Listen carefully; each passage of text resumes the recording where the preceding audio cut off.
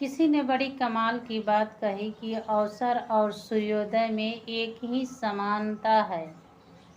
देर करने वाले इन्हें खो देते हैं। नमस्कार, मैं हूँ मीरा यादव और आप लोगों के बीच एक छोटी सी कहानी में एक मनीष नाम के लड़का था। वो मिडिल परिवार में जन्म लिया था, लेकिन मनीष पढ़ने लिखने में इतना तेज था कि 12th तक टॉप आया। मनीष के घर वाले मनीष पर गर्व करते थे कि हमारा बेटा एक दिन ना एक दिन ऐसा कर जाएगा कि हमारे घर के लोग खुशियाँ मनाएंगे, पार्टी करेंगे। लेकिन मनीष जो ही 12th के बाद जब कॉलेज में जाता है तो उनका गलत दोस्त मिल जाते हैं। गलत दोस्त मिलने के कारण मनीष दिन रात पार्टी करने लगता है और घर वालों से झूठ बोलकर पैसा मंगाने लगता है। जब इस बात के पता घर वालों को चलता है तो मनीष को फ़ोन करके समझाने की कोशिश करते हैं।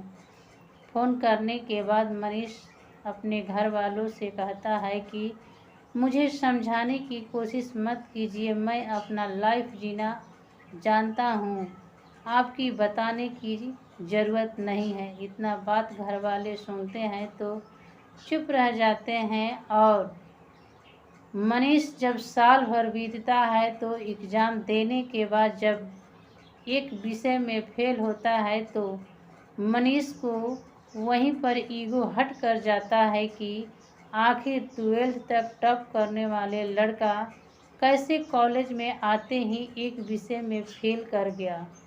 उस दिन से मनीष एक कमरे में बंद हो जाता है और अपने दोस्त को फ़ोन उठाना बंद कर देता है। जहाँ तक घर वालों से बात करना भी छोड़ देता है और इतना ही नहीं, बाहर आना जाना भी बंद कर देता है। और उस दिन से मनीष डिप्रेशन में जाने लगता है।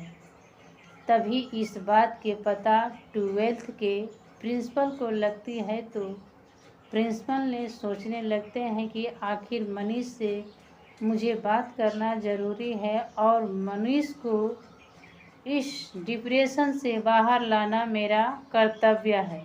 प्रिंसिपल ने मनीष के पास खबर भिजवाते हैं कि जाओ मनीष से कह दो कि प्रिंसिपल के घर पर जाए। शाम होते ही आखिर मनीष कैसे एक प्रिंसिपल के बात काट सकता। शाम होते ही मनीष ने प्रिंसिपल के घर पर गया तो देखा कि प्रिंसिपल साहब एक पार्क में बैठे हैं। ठंडी के दिन था, गोईठे की आगी को ताप रहे थे।